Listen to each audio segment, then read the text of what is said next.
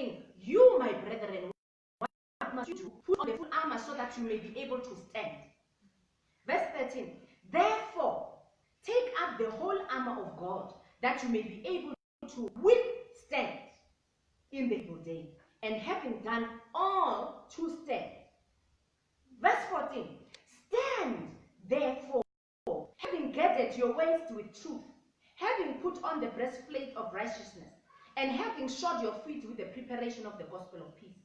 Above all, verse 16, taking the shield of faith, with which you will be able to quench all the fiery darts of the wicked one, and take the helmet of salvation and the sword of the Spirit, which is the word of God. Verses 18, praying always with all prayer and supplication in the Spirit, being watchful to this end with all perseverance and supplication for all. You see, the whole armor, I will define other words when God permits. But for now, note, Paul is giving us an idea of what we are fighting against. He is saying we wrestle not against flesh and blood. Number one, this battle is not in the flesh. But he is saying we are fighting principalities. We are fighting powers. We are fighting rulers of darkness of this age, which are against spiritual wickedness in the heavenly places. That is what we are fighting. He is not saying you are fighting. For we do not wrestle against flesh and blood. We, Paul, talking about the people of his type, we as the general practitioners, we as the wise master builders, we. But what do you do? He says, take up the whole armor. You are taking the whole armor for what? To stand. To stand. But Paul is saying, we wrestle. We. Yeah. But you, my brethren, you see, Paul is specific. Sometimes I think we need English 101. Because when we do not understand the word, when we do not understand the correct wording of things, we mess things up. Because we need to understand who is we here. Because for the rest of the brethren, he says, put on your armor so that you may be able to stand. To stand. We wrestle. We wrestle. We wrestle. Who are we? We apostles, we prophets, we pastors, we teachers, we evangelists, we fivefold, not you. What do you do? You put on the armor, and there is nowhere where Paul says after you have put on the armor, you must what? You must fight. Yeah. Paul says stand. Paul says stand, not fight. But you, brethren, this is what you must do. I don't know, maybe sometimes we do not read things over and over again until it reaches a kacham, so that I am able to understand what the Bible is saying. Read it over and over again. Understand. Finally, my brethren, be strong in the Lord and in the power of his might. Paul is saying, you must be strong in the Lord. What are you fighting for? You are just fighting to be strong in the Lord, nothing else. Your fight, be strong, be rooted, be strong in the Lord. That is your job. But this is what we do. We do not wrestle against. But you guys, be strong. But we are wrestling.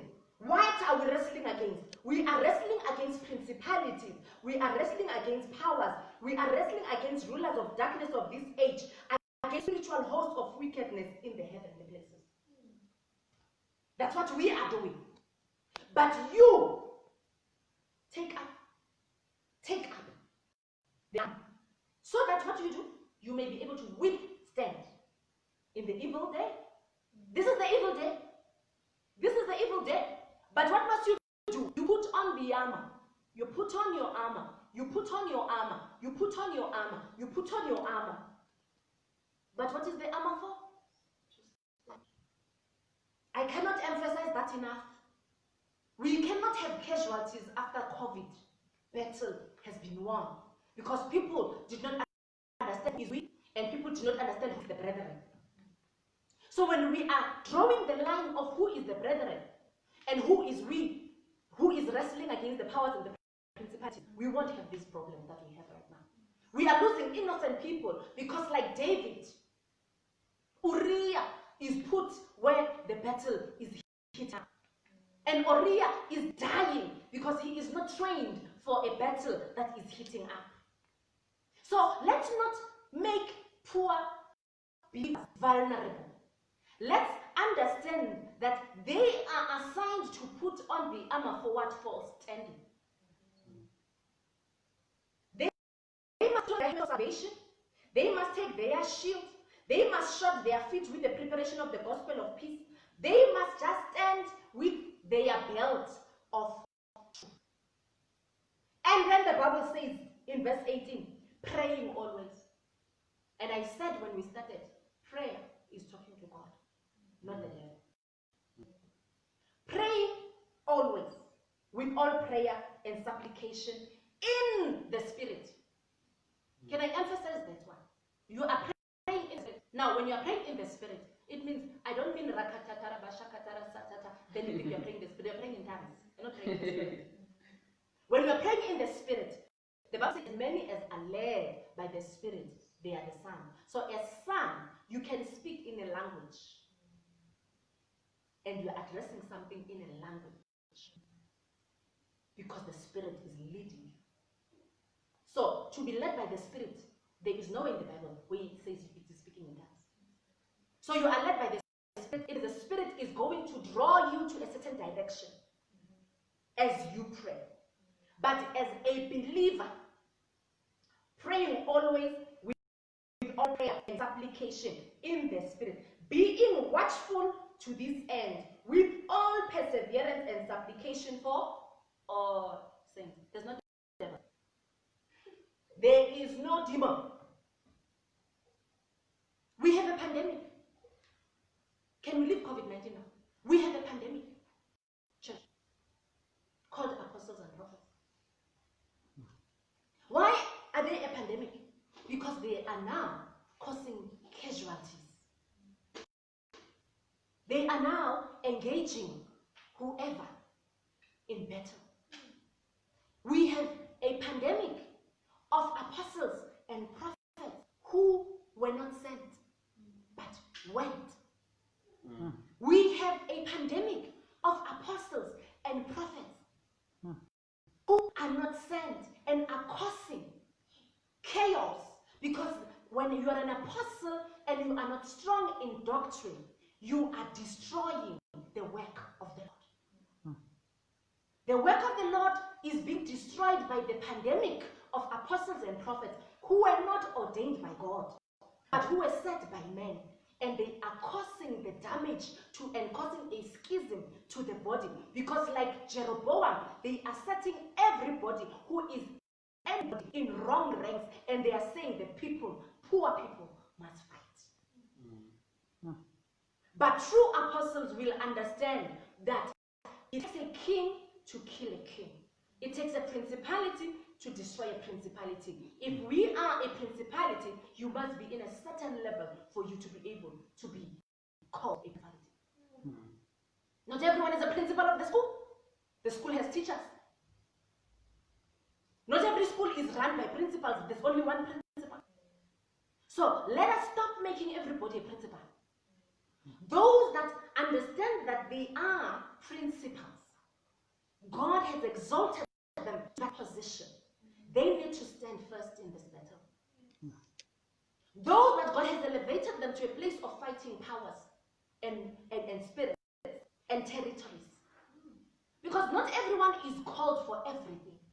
We are going to have more casualties because people are busy crossing lines of and lines that they are not graced for. If you are called to pray for Soweto Stick to Soweto. Don't try to touch South Africa, because the principality of South Africa is going to kill you. It's not COVID. Our battle is not COVID here. Our battle is death, because there's people who contracted COVID and made it. So if COVID killed, it means everyone that contracted COVID, all the millions that we are told have recovered, could have died. So I want us to understand that our battle is not COVID. Our battle is and how are we going to win? We need people who know how to administrate according to their rank. We need people how to march according to their rank. We need men of war who are trained in battle. So we cannot be enlisting poor civilians to battles that need a people who understand what it means to fight. So there is nowhere in Ephesians chapter 6 where I have read, unless in your Bible, you can by all means send an email. If in your Bible it says after you have put on the full armor, fight. Please send it to me. Maybe I've not read that chapter yet.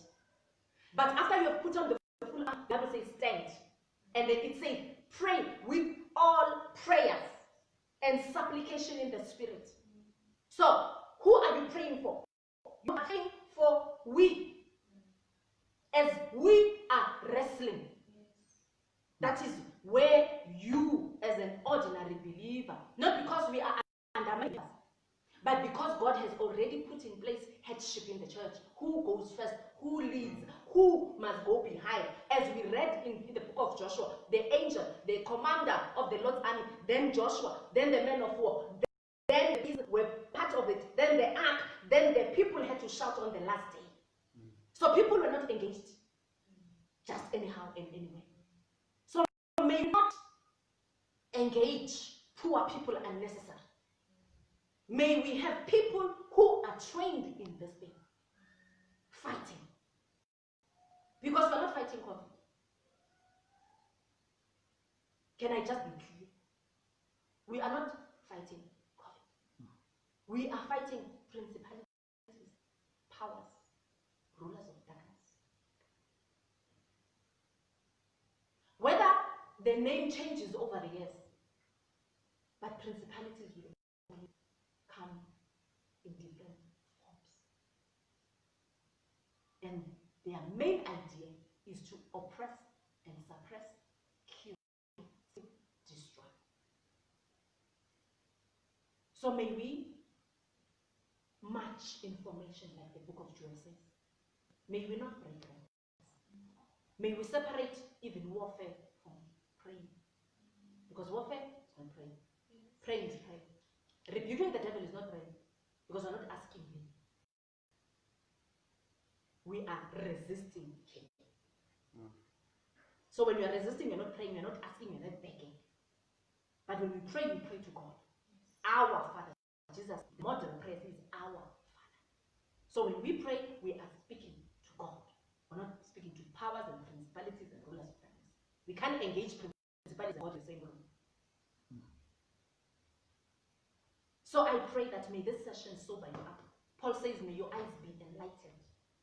May you eat honey like Jonathan, so that your eyes may be enlightened. May God drop new lenses in your life as you proceed going forward, so that you understand exactly where we are going as a church. May we understand rankings. My cry right now is we are losing unnecessary casualties which are called Christians because they are told, fight. Can you just keep yourself under the covenant, put on the full armor, and